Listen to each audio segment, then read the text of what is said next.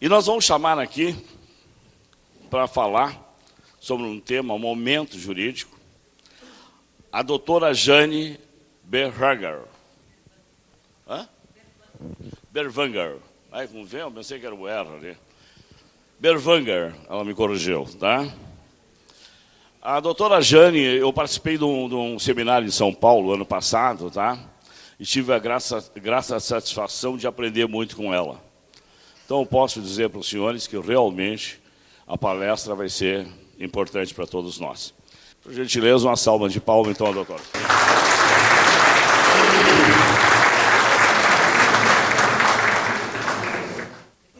Então, o tema que eu vou falar para vocês partindo do tema que eu trabalhei lá em São Paulo, mas ampliando um pouco mais, tá? Deixa eu ver onde é que... Aqui. Então, eu preparei alguns dados, algumas informações, e que a gente possa dividir aqui com vocês, que vamos ver ao final que influenciam muito nas decisões políticas e legislativas. Tem muitas coisas que se decidem com base em informações falsas, informações equivocadas. Eu vou mostrar isso para vocês. Bom, vamos lá então. Ao longo da história da Previdência Social, o dinheiro de contribuição das pessoas, ele foi utilizado para outras finalidades. E o discurso sempre foi o mesmo. O crescimento, o crescimento econômico, ou a questão econômica. A questão econômica sempre foi o que estava por trás das decisões sobre a utilização dos recursos. Então, isso não é de hoje, isso é de muito tempo atrás, tá? E, historicamente, nós tivemos recursos previdenciários utilizados para outras finalidades. Por exemplo, construção de Brasília. Essa ninguém me contou, essa eu vi. Não é que eu não tinha nascido ainda, né? Não que eu vi pessoalmente, mas eu tenho um livrinho do Ministério da Previdência e Assistência Social de 1965, em que a Previdência Social, lá na abertura do livro, diz assim: nós, a Previdência Social, está ajudando a construir Brasília. Então, ninguém me contou, eu vi, estava ali escrito, o dinheiro investido pela Previdência Social à época na construção de Brasília. A construção de Itaipu, também foram utilizados recursos da Previdência Social. A ponte Rio-Niterói. Vocês vão dizer, mas o que a Previdência tem a ver com isso? Ok, tinha que fazer uma ponte ou alguma forma, mas por que todo o Brasil, o dinheiro de todos os brasileiros foi canalizado para Brasília, canalizado para essas grandes obras? Casas populares. Em Porto Alegre tem um bairro chamado IAPI, inclusive a Elis Regina nasceu naquele bairro, se criou naquele bairro, casas construídas com dinheiro da Previdência Social. Por trás desse discurso de utilizar os recursos da Previdência para fins econômicos, sempre estava uma promessa de que esse dinheiro seria devolvido, e com juros e correção, de que esse dinheiro voltaria. Qual era o discurso? Nós vamos financiar. Quando eu financio um carro, tá? O banco financia um carro para mim, ele está me dando o carro? Não, eu tenho que pagar, inclusive em prestações maiores, né? Eu tenho que pagar juros. Essa seria a lógica de a Previdência Social financiar essas obras, tá?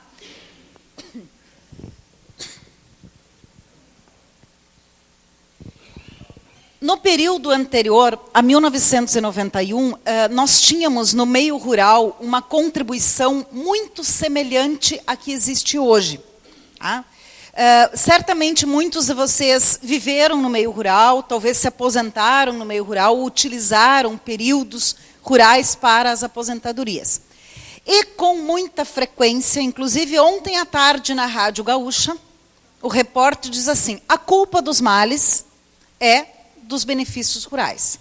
Eles que não pagaram para ter direito a benefício. É um benefício concedido sem a respectiva contribuição. Bom, a contribuição para a Previdência Rural, no período antes de 91, era igual a que é hoje. Qual é?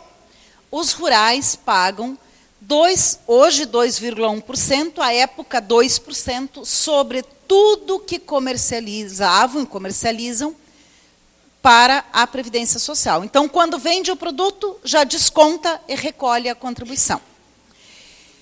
Nesse período, de 1971 a 1991, esta era a determinação da lei e era o que ocorria.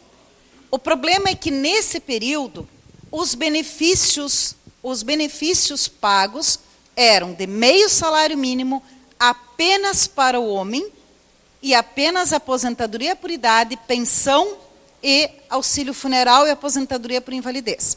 O que eu quero dizer para vocês? Deveria ter um caixa bem grande, né? Um lugar. Outro dia eu estava conversando com um técnico da Anfip. Vocês já sabem o que é a Anfip, né? Associação dos Auditores da Receita Federal. E eu e ele estamos desenvolvendo um estudo, eu da parte jurídica, ele está tentando arrecadar informações.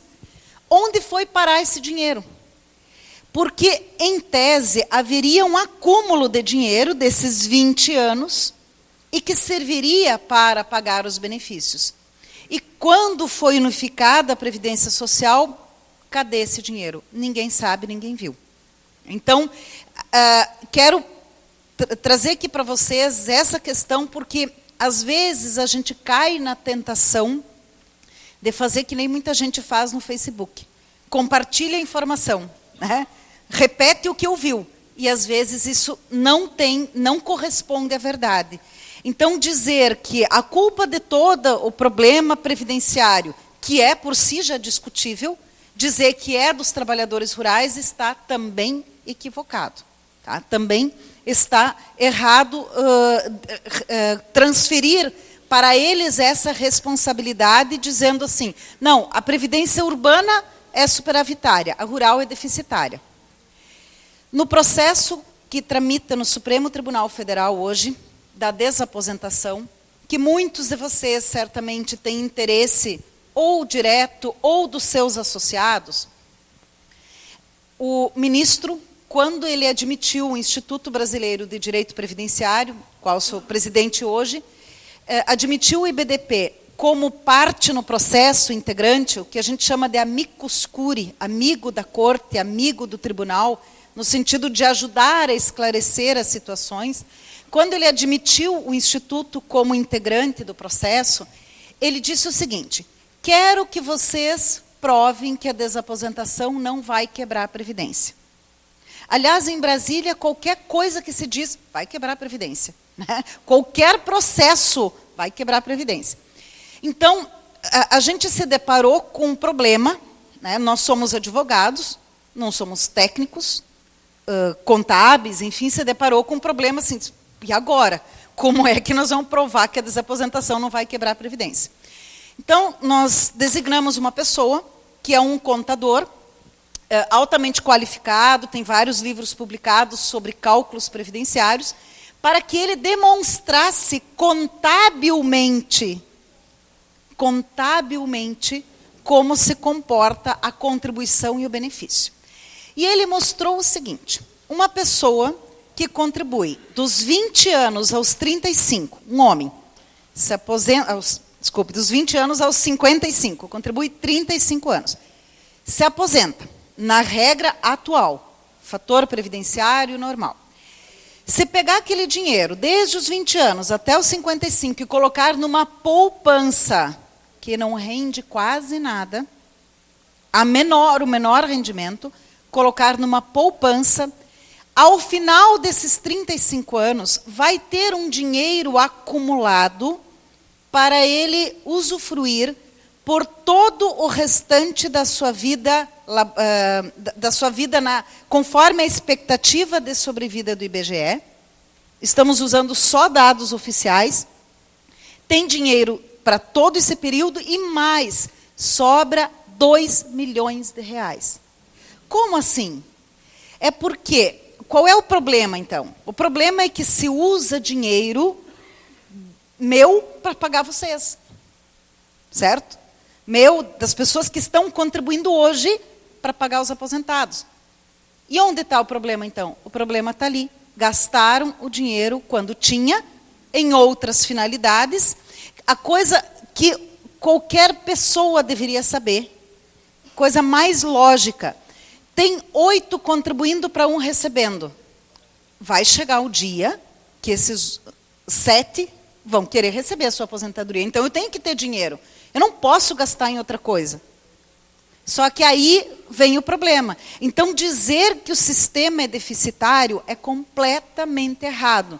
Porque se a gente começasse a Previdência hoje, esquece o passado, começa hoje, faz um caixa direitinho, diga-se de passagem, que nos regimes próprios de Previdência, nos municípios, é assim que funciona. O município não pode sair gastando dinheiro. E se o município não depositar o dinheiro corretamente, não transferir, ele acaba tendo problemas com a União, porque a União não passa recursos, porque ele não tem o certificado de regularidade previdenciária. Agora, a União não faz isso. Não fazia e não faz, como nós veremos. Mas só para fechar esse aspecto, então sobra dinheiro ao final, por quê? Porque ele foi acumulando ao longo do tempo com juros, e quando ele chegar lá aos 55 anos de idade, 35 de contribuição, ele não vai pegar e tirar todo o dinheiro. Ele vai tirando aos pouquinhos. Então, aquele que fica continua gerando juros. Por isso que contabilmente nós demonstramos lá para o Supremo que a desaposentação não vai quebrar, porque existe uma base contributiva. E essa contribuição, ela é o suficiente para pagar os benefícios. Ela seria suficiente se fosse feito da forma que qualquer plano de previdência deve ser feito, que é acumular as contribuições para depois pagar os benefícios. Talvez alguém possa se perguntar o seguinte: e os demais benefícios? E auxílio-doença, né, pensão por morte. Assim como nós temos benefícios que não tiveram 35 anos de contribuição, por exemplo, como uma pensão por morte, às vezes pode ser que a pessoa tenha 3, 4 anos de contribuição, venha a falecer e gere pensão por morte. Também nós temos pessoas que contribuíram e não geraram qualquer benefício. Tem alguém aqui de Sobradinho? Sobradinho, teve uma van que saiu de lá, de Sobradinho, indo para Porto Alegre e levar pessoas doentes. Isso deve fazer uns 5, 6 anos. Morreram 8 pessoas. Tinha um casal lá, que a senhora era a nossa cliente do escritório, que eu tenho escritório em Candelária. Aquela senhora era a nossa... não, o senhor era nosso cliente, o acidente ocorreu na terça e a aposentadoria dele estava marcada para a segunda seguinte, administrativa. Ele tinha 35 anos de contribuição. Direitinho, não tinha problema nenhum. Nunca tinha se afastado. Ele morreu no acidente, a esposa morreu, os filhos são maiores, ninguém recebeu pensão, ninguém recebeu benefício nenhum destes 35 anos de contribuição. Assim, nós temos pessoas que contribuíram 2 anos, 3 anos, pararam, pessoas que contribuíram 10 anos, enfim, diversas situações. Então, na média, digamos assim, nós temos várias situações. Assim como temos pessoas que recebem benefícios ou geram benefícios sem 35 anos de contribuição, por outro lado, nós temos o inverso também, que pessoas que contribuíram por alguns períodos e não geraram nenhum benefício. Tá? Então, isso também ocorre. Nesse período antes da legislação atual, nós tivemos alguns problemas também. Quando eu escrevi a minha tese de doutorado, eu investiguei isso e muita coisa tem escrita sobre desvios de recursos do INAMPS, a parte da saúde que era desviada, repasses de recursos para clínicas e hospitais privados, ausência de controle dos recursos da Seguridade Social, ausência de critérios de utilização desses recursos, muita coisa política, muita coisa decidida por interesses políticos, né, por enfim, de forma a beneficiar A, B ou C. Então, nós tivemos, nesse período, e tanto que a Anfip busca registros, e há uma enorme dificuldade de encontrar registros desta época. Nós fizemos um levantamento, tentamos fazer uma busca de dados, e os dados são completamente equivocados, assim, astronomicamente equivocados. Só para citar um exemplo de benefícios rurais, no Rio Grande do Sul, hoje, deve ter em torno de 650 mil benefícios rurais, certo? E tinha um dado lá de 1981 que teriam sido concedidos no Brasil 480 mil benefícios. É completamente equivocado esse número. Então, parece que o mistério é muito grande sobre o que aconteceu nesse período onde nós tivemos uma grande base contributiva, tanto do meio urbano quanto do meio rural. Aí vem um problema atual. Então, eu falava aqui do passado, do dinheiro que foi desviado para a obra tal, para o INAMPS, para outras finalidades, sem controle, enfim. E hoje? Acabou os desvios? Não. Não acabaram os desvios. Hoje está em vigor a desoneração da folha de pagamento. O que seria essa desoneração da folha de pagamento? Onerar é gerar um custo. Onerar significa gerar um custo. Então, a folha de pagamento da empresa, além do pagamento do salário, tem um custo que se chama genericamente de leis sociais, que são os tributos, os impostos, contribuições sobre esta folha de pagamento. Então, quando eu tenho lá uma empresa, tenho funcionários, além de pagar os salários, eu tenho que pagar contribuições sobre esses salários. Pois bem, esse discurso é muito antigo, de que a folha de pagamento, de que as empresas não contratam porque gera custo adicional. Aí vem o governo e diz assim, então vamos desonerar, tirar parte daquele custo da folha de pagamento. O que é, então, esse desonerar? É trocar a contribuição patronal do INSS, que é, em geral, de 20% sobre a folha de salários, por uma outra contribuição.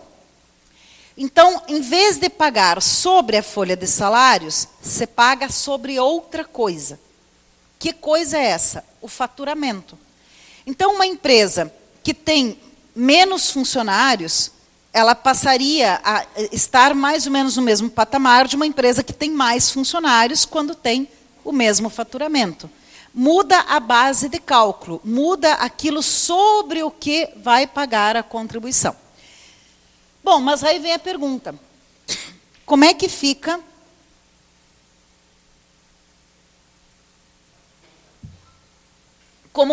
a Previdência Social e o Caixa da Previdência?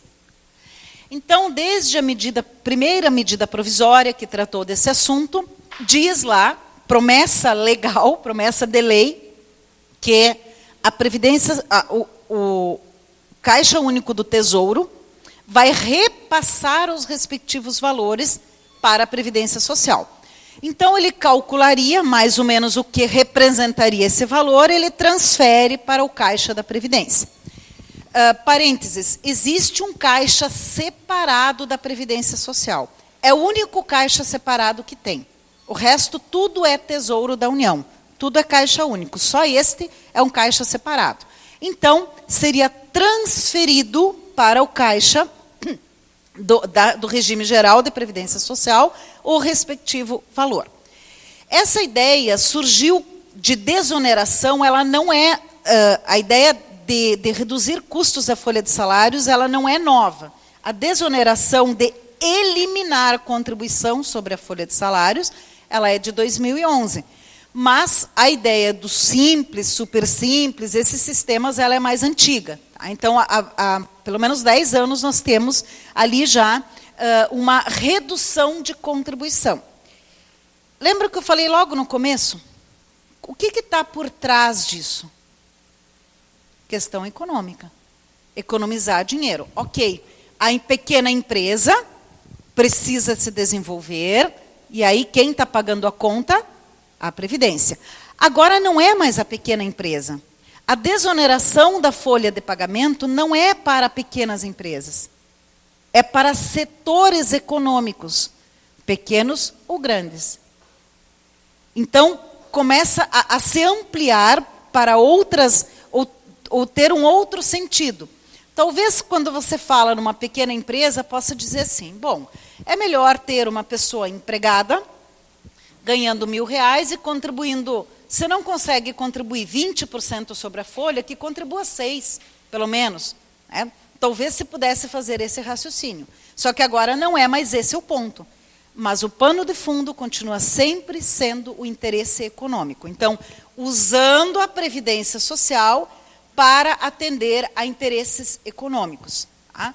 Obviamente que a economia ela é essencial, ela é fundamental dentro da nossa realidade, não tem como fugir disso, a gente muito vive em função da questão econômica, mas isso tem uma consequência. E a consequência é o que nós estamos vivendo hoje, enfrentamos no dia a dia. Então, inicialmente, abrangeu apenas as pequenas empresas, ou empresas de pequeno porte, depois foi ampliando, e a renúncia do Simples foi de R$12 bilhões em 2012, só para citar um exemplo. Então, R$12 bilhões que deixaram de entrar para os cofres da Previdência Social. Se nós pegarmos e somarmos o que deixou de entrar aqui, o que deixou de entrar lá, o que deixou de entrar lá, quando vê, não tem déficit nenhum. Isso sem falar da grande área da Seguridade Social. A exportação da produção agrícola também foi exonerada. A desoneração da folha de pagamento iniciou, então, com a medida provisória 540, beneficiando apenas 4 setores industriais. Hoje, já beneficia, segundo dados da Receita Federal, mais de 50 setores da economia. Por hora, se diz assim, bom, mas o dinheiro vai para a Previdência, é o que as leis estão prevendo. Então, haveria ali uma reserva, digamos assim. Em outras palavras, a lei está prevendo que nada se perde. Que nada se perde. Não entra de um jeito, entra do outro. Mais ou menos essa seria a lógica. Tá? Entre 2011 e 2013, foram editadas 5 medidas provisórias, ampliando mais uma vez os setores.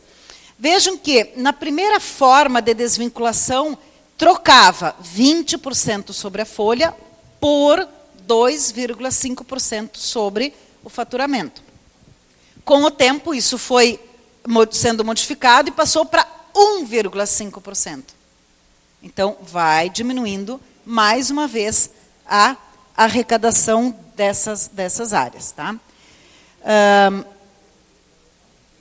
Essas empresas todas desoneradas, representam na economia brasileira 1,9 trilhão de reais, 1,9 trilhão de reais, o que representa 50% do produto interno bruto.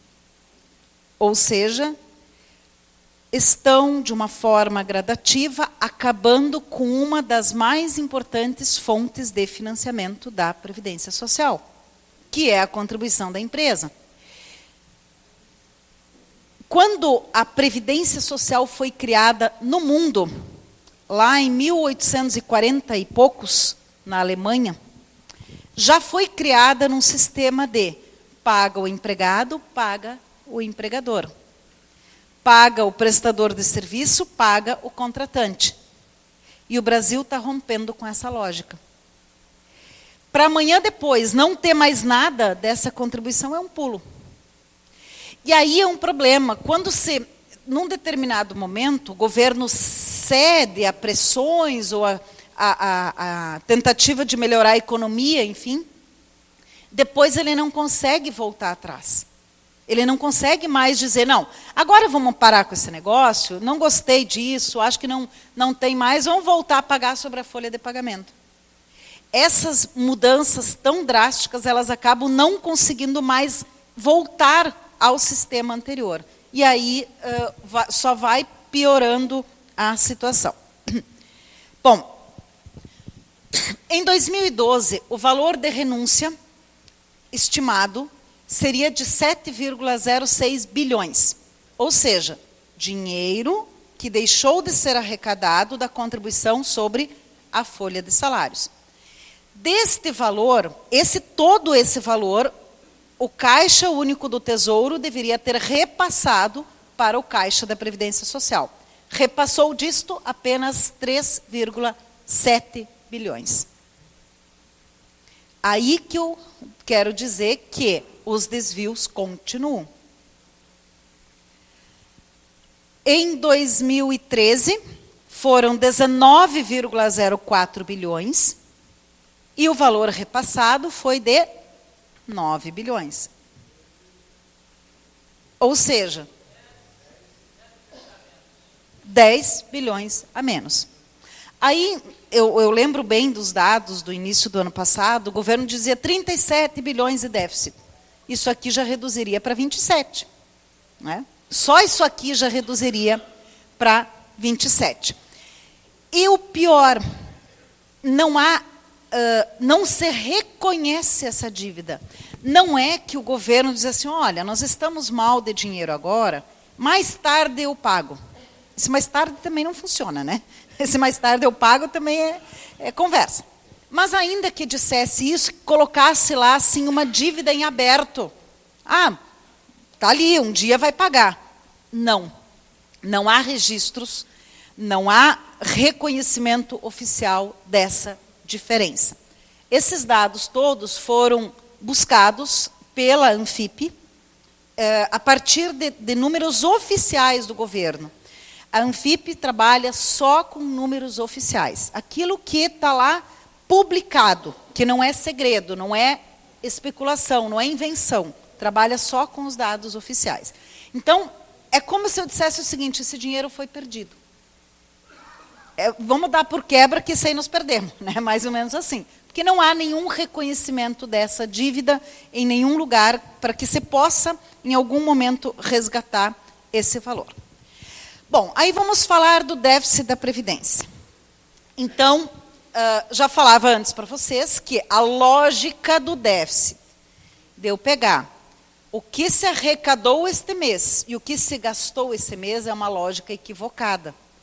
Para eu dizer que um sistema é viável, eu preciso pensar assim, uma pessoa que contribuiu por tanto tempo, usufruiu do benefício por tanto tempo, esse benefício você paga? Essa contribuição paga o benefício? Esse é o raciocínio. E não pegar o que se arrecadou em 2014 e o que se gastou em 2014. Essa informação isolada, ela não quer dizer que o sistema é superavitário deficitário. O sistema vai ser superavitário deficitário ao longo do tempo. Tá? Então, o primeiro problema é esse. A metodologia de cálculo. Agora, vocês não têm noção do que é a dificuldade de convencer um jornalista de que é assim que deve se fazer a conta.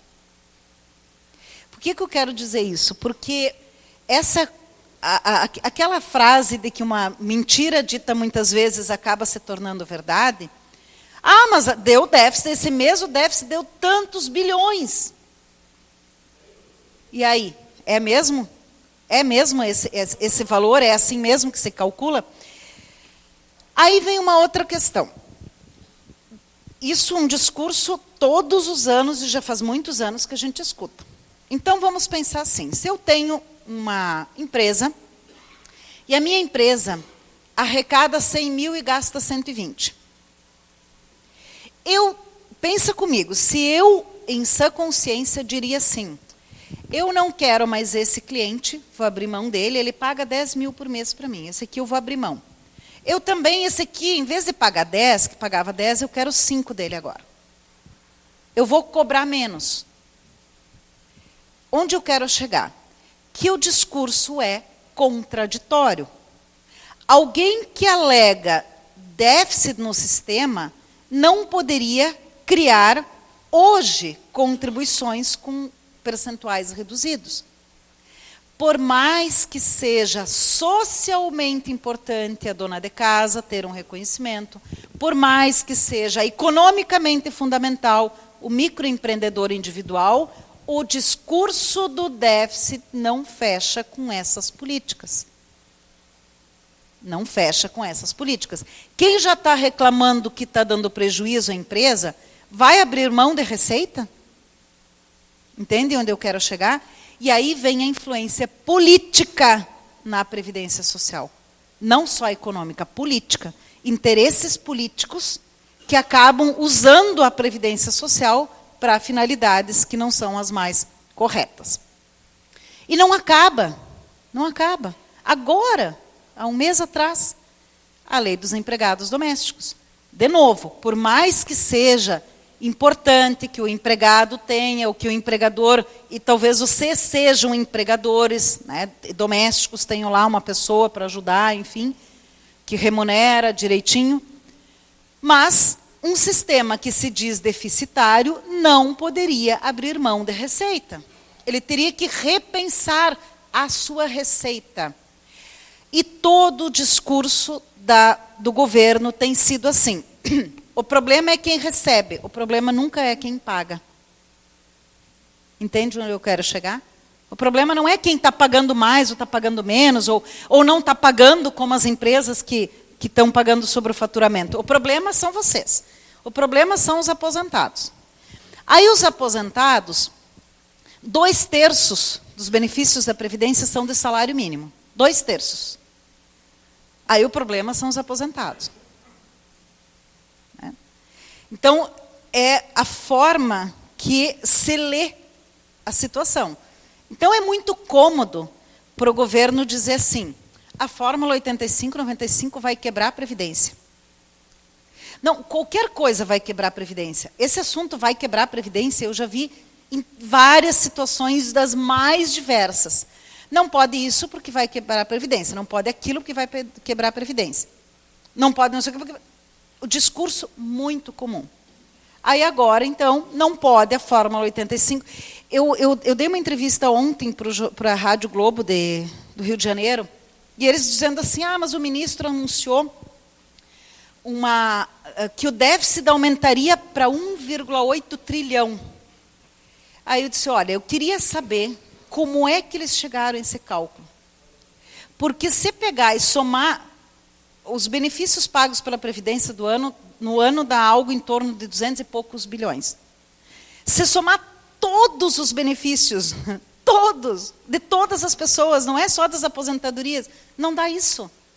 Então eles jogam uns números assim, malucos, que ninguém sabe de onde tiraram. E aí eu disse, olha, eu desafio o governo a vir dizer o seguinte, são tantas pessoas que vão se aposentar com valor maior, vezes tantos anos. Bom, aí nós podemos falar seriamente, porque desse jeito eu vou dizer assim, não, dá talvez 2 bilhões. Então, o que eu estou falando, se eu falar em 2 bilhões e o governo falar em 1 trilhão, o dado é o mesmo, porque nenhum dos dois apresentou nenhum cálculo, nenhuma forma de que alguém possa chegar a essa mesma conclusão. Aí é discurso. Aí sinto muito. Aí não dá para dar credibilidade para uma informação dessas. Então, eu tenho dito, de onde o ministro tira esses dados malucos? Não consigo entender, não consigo encontrar nenhuma lógica, nenhum fundamento nessas informações. Então, se de um lado se faz a inclusão social, e de outro lado tem o discurso do déficit. Aí tem essa questão que eu falava para vocês, que a Anfip vem trabalhando há muito tempo já, todos os anos faz análise da Seguridade Social, diz o seguinte, somando as contribuições de Previdência, que foram criadas, contribuições criadas para a Previdência, Assistência e Saúde, e os gastos nessas 3 áreas, sobra no ano no ano de 2013, mais de 76 bilhões de reais. E assim, ano após ano, sobra dinheiro dessa área. Bom, por quê? Porque o certo é fazer essa análise das contribuições para a Seguridade e dos gastos com a Seguridade. Por que deve ser feito desta forma? Porque a Constituição diz, artigo 165, parágrafo 5º, diz que o orçamento da Seguridade Social será único, compreendendo as contribuições e os gastos. Então, na verdade, o governo está fazendo a contabilidade equivocada. A contabilidade equivocada. Se fizesse da forma correta, não geraria essa falsa informação do déficit. Bom, aí vem alguns questionamentos. O que tem a ver toda essa questão de gastos dos recursos em outras finalidades, desvios, o que tem a ver com o valor dos benefícios? Lá no mês de dezembro, quando se começa a falar, agora já se fala mais cedo do valor do novo salário mínimo, ou quando se fala do reajuste dos benefícios para os aposentados, isso vai ter fortíssima influência. Ah, não podemos pagar mais porque já existe um déficit muito grande. E por que existe o déficit? Porque se gastou o dinheiro em outras coisas.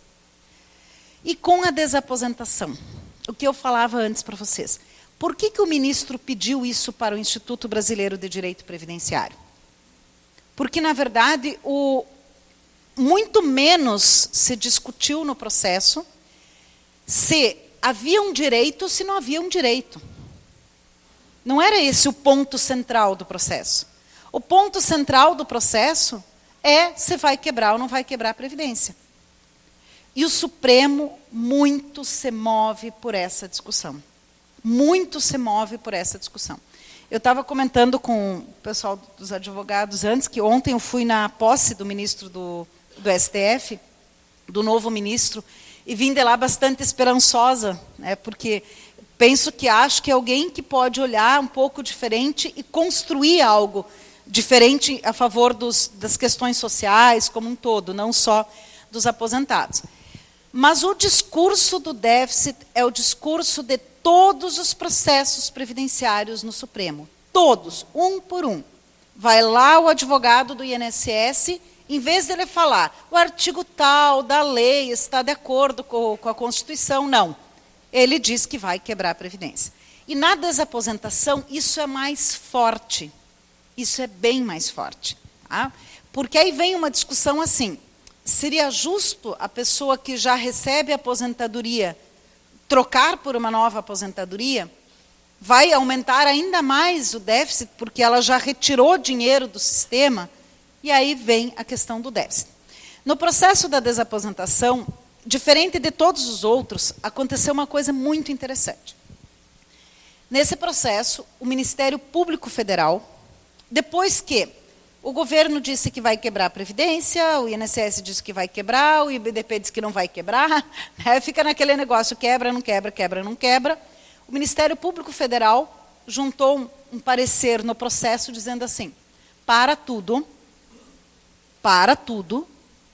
só um pouquinho, nós estamos falando de direito. O Supremo tem que julgar direito, não economia, não contas, não. Isso não é, se vai quebrar, não vai quebrar, isso não é um problema jurídico. E o INSS, inclusive, alegava no processo, exatamente, ver se a lei está de acordo com a Constituição ou não. E o INSS, inclusive, alegava no processo que não pode dar desaposentação porque vai ter muita fila no INSS. E o Ministério Público diz assim, cada um com o seu problema, né? Se vai ter filas, isso não é um problema jurídico. Então, o Ministério Público chamou de volta para o papel do Supremo Tribunal Federal de julgar matéria de direito e não conta. Se vocês olharem, e o processo é público, tá? Qualquer um pode entrar lá, é um pouquinho chatinho de achar, mas qualquer um pode entrar lá, olhar o processo, todos os pareceres que tem, é uma guerra de números. É uma guerra de números. É dizendo, vai dar tanto. Não, vai dar tanto. Aí, de repente, o governo diz assim, são 70 mil benefícios. Daqui a pouco ele diz, não, são 100 e tantos mil benefícios. Também não sei de onde tira. São tudo números para impressionar. E o que mais apavora a gente que está lá tentando chamar o Supremo de volta, é que eles caem nesse tipo de conversa.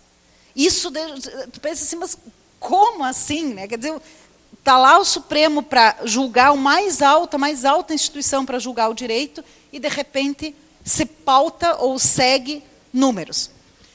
Com o fim do fator previdenciário, ou com a fórmula 85-95, o que tem a ver tudo isso que eu falei? É a mesma coisa. Não pode acabar com o fator previdenciário porque vai quebrar a Previdência. Não pode botar a fórmula 85-95 porque vai acabar a Previdência. Tá? Reajuste dos benefícios, já falei, toda vez que vai reajustar, vai aumentar o déficit da Previdência. E com as decisões judiciais. E aí, não é só o Supremo. Tá? Em muitos casos concretos,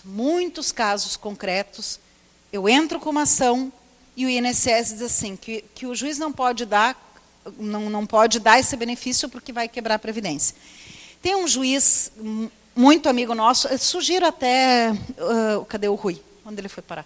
O presidente. Sugiro até trazer o doutor Savares para um outro evento. É um juiz muito próximo, muito voltado ao social. Outro dia ele estava no tribunal, compondo a turma regional. José Antônio Savares, o nome dele. Isso. E a pessoa estava lá defendendo o direito a um benefício assistencial. E o advogado da União disse, não, porque vai quebrar a Previdência. E o juiz disse, ele só quer um salário mínimo. É só isso. Ele só quer um benefício assistencial a uma pessoa pobre. Ele não quer quebrar a Previdência. Né? A vontade dele, ele só precisa desse salário mínimo. Ou seja, puxando de volta para o direito. Tem direito? Tem. Não tem direito? Não tem. Não é esse o ponto.